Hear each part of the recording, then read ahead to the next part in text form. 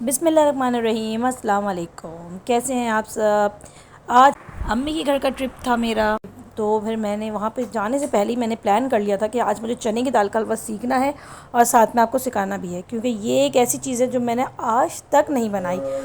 तो बस अम्मी के जाने से पहले मैंने सुबह ही अब्बू को बोल दिया था कि अब्बू थोड़ी सी चने की दाल भिगा दीजिएगा, मैं आऊँगी तो फिर बाकी मैं हैंडल कर लूँगी। तो अब्बू ने मेरा ये काम करके रखा था। अल्लाह पाक सेहत ज़िंदगी दे उनको, उन्होंने ये काम मेरा करके रख लिया था।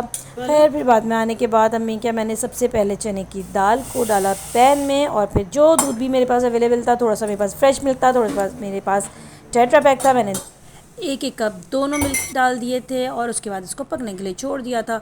बार बार मैं इसको चला रही थी और फिर मेरी अम्मी ने कहा था कि इसको हाथ से दबा के देख लेना कि दाल गल गई कि नहीं।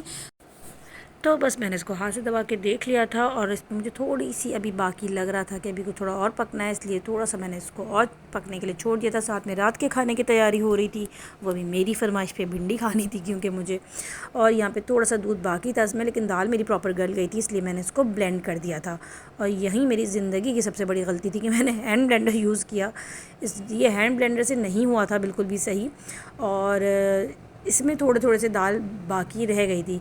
एनीवेज़ मेरा भी फ़र्स्ट टाइम था, मुझे भी आइडिया नहीं था, तो बस लेकिन जूँ तू करके कर ही लिया था समाओ। अब यहाँ पे मैंने एक पैन में पानी चढ़ा दिया था और उसको फिर पानी को गर्म बॉईल करके फिर मैंने इसको फेंक दिया था ताकि जो मेरी पतीली है वो क्लीन हो जाए। अब मैंने इसमें 1 कप घी ले लिया है और ये च्युइंगम के डब्बे में इसे मैंने इलायची निकालते हुए ये मैंने डाल दी इसमें और इसको थोड़ा सा गर्म कर लिया था। उसके बाद जितना अपना मैंने चने की दाल पीस के रखी हुई थी सारी ऐड कर दी मैंने, और इसको फिर अब आएगी बारी भूनने की।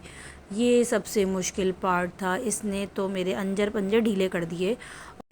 बस इसको भूनते भूनते ही फिर मेरी अम्मी ने कहा कि तुमने इसमें चीनी तो ऐड करी नहीं है, तो फिर मैंने 1 कप चीनी ऐड कर दी। अच्छा, मैंने इसमें घी भी कम ऐड किया था इसलिए कि मेरी अम्मी लोगों को कम ही खाना था और इनको चीनी भी मैंने कम ही रखी थी। आप लोग अपने टेस्ट बर्ड्स के हिसाब से इसको बढ़ा सकते हैं या कम कर सकते हैं, ये आप पे डिपेंड करता है।